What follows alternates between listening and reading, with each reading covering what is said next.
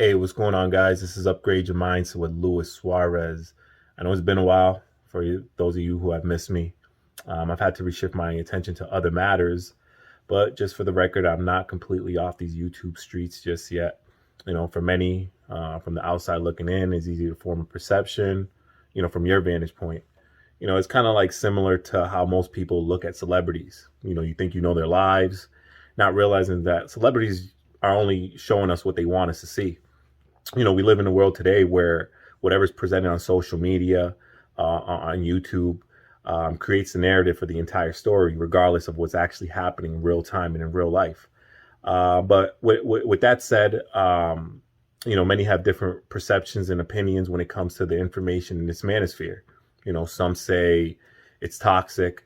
Some say it's helpful. Some say it's demeaning to women. Some say, it has changed their lives. And I would have to agree with all that. Some say that this information is toxic.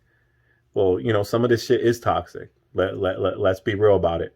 It can be damaging to young minds, young impressionable minds who come to this manosphere looking for answers because they don't have answers. And then they get indoctrinated with these ideologies and these perceptions from damaged people who have had bad experiences. And they come to the space to vet and to feel a sense of importance. Then again, you might have someone that comes across a channel that exposes them to something they were completely unaware of, a certain truth that it was all they needed in order to open up the doors and move forward. So what I'm saying is that this information can be good or bad depending on the hands it falls under and under what context it's being said. Because I'll compare it to a loaded gun. It could be useful when it comes to defending yourself, but if it falls under the wrong hands, it could wrongfully kill someone. And the same goes with the information received in this manosphere. We hear a lot of guys talk about women of thoughts, that they're for the streets. If you marry her, you will be at a disadvantage. Now, are some of these things true? Yes, they can be. But if the message is being delivered and received without any context behind it, it could do more harm than good. You see, the reason that a lot of these women are thoughts is because they haven't found a man worthy of not being a thought for. I'm going to say that again. The reason that a lot of these women are thoughts is because they haven't found a man worthy of them giving up that thought life. They haven't found a man that they trust enough to put away their insecurities and not use their bodies to cover up a lot of shit that they, a lot of insecurities that they do have. There's a lot of guys that say you can't turn a hoe into a housewife.